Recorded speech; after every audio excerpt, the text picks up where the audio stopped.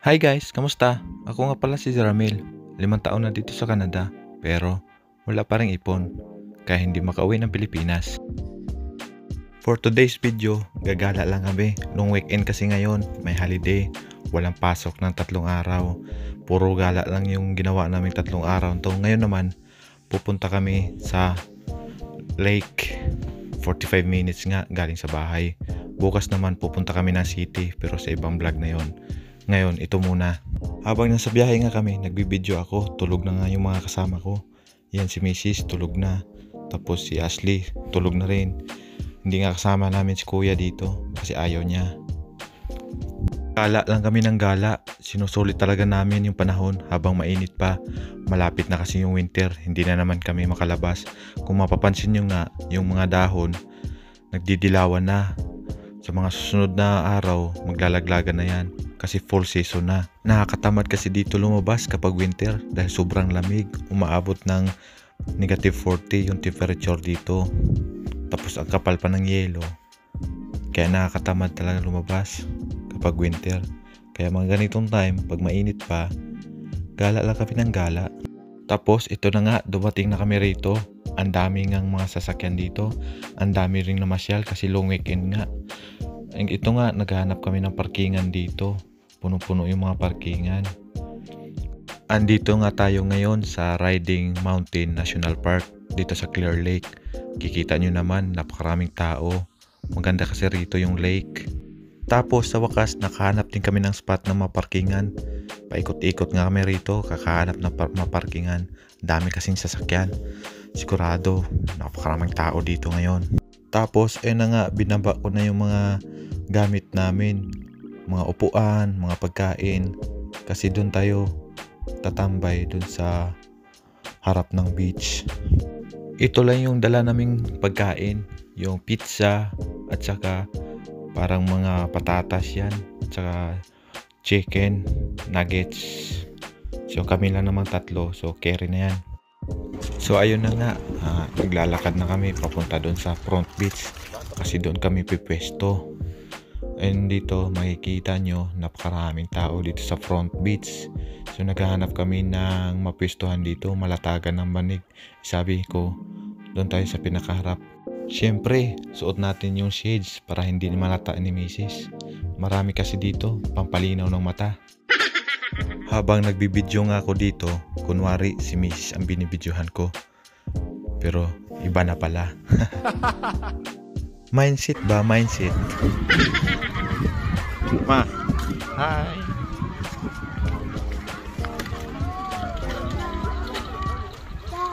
Can we set up? Kala niya sa binibidyohan. Dito lang kami pipesto para yung front beach. Daming tao, no?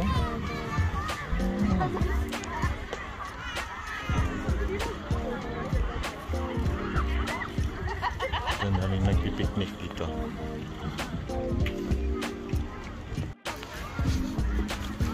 So yun, upo muna kami. Mamaya na daw kami maglakad-lakad.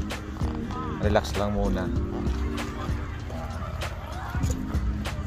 Tingin-tingin muna tayo sa mga view rito.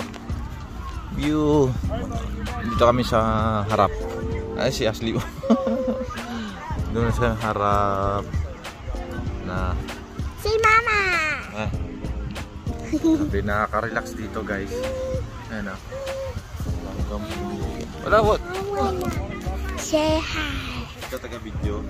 O sige, ito taga-video. Oh. What do I do?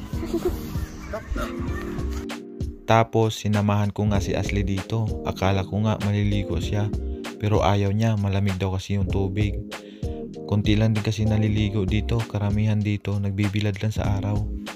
Kaya ayun, naglaro na lang si Ashley dito sa may tabi. Sinamahan ko na rin siya para meron siyang kalaro. That's not how you How about you? What's that? like. Sabi ng iba, pangit daw dito sa Canada. Puro lang daw trabaho. Wala nang oras sa pamilya. Pero para sa akin, Depende na sa tao yan kung paano i-manage ang oras para magkaroon ng time sa pamilya.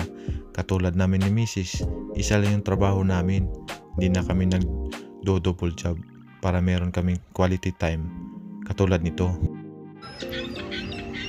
Yeah, what's the seagull? Isang kagat.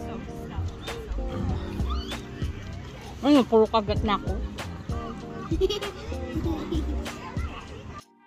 Tapos, ayun, bumili kami ng ice cream dito. Haba nga ng pila, ang daming tao.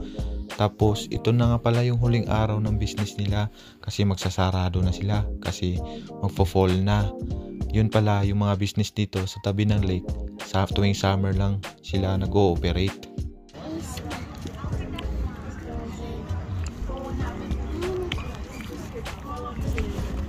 Can I taste? Damit Now. mo. Can I taste? Vanilla. Red like. Pagkatapos nga namin kumain ng ice cream, pumunta na kami dito sa may mga rentahan ng mga boat pedal, mga kayak, mga paddleboard. Pero ngayong araw, hindi sila nagpaparenta kasi nga due to strong winds. Kaya pala wala kami nakikita nag-boating. Kaya ang ginawa namin dito, nag-picture na lang. Ito yung mga pwedeng rentahan dito, yung may bangka na yan, ito mga yate ba yan? Maliit na yate. Tapos merong kayak, tapos merong mga paddleboard, itong pedal boat. Dati sumakay na kami dito, pedal lang yan. Masaya rin. Ngayon nga, balak namin sumakay, kaso bawal dahil malakas daw yung hangin. So ayun nga, yung mga presyo ng mga rentals nila dito pag sumakay ka, kayo na yung bahala. Screenshot nyo lang kung magkano. Tapos itong malaking barko na to, Marina Cruise ang tawag dyan. Sa online nagpapabook nyan kung gusto nyo sumakay. Ngayong araw nga, fully book na yan. Kaso hindi naman umandar kasi malakas na yung hangin.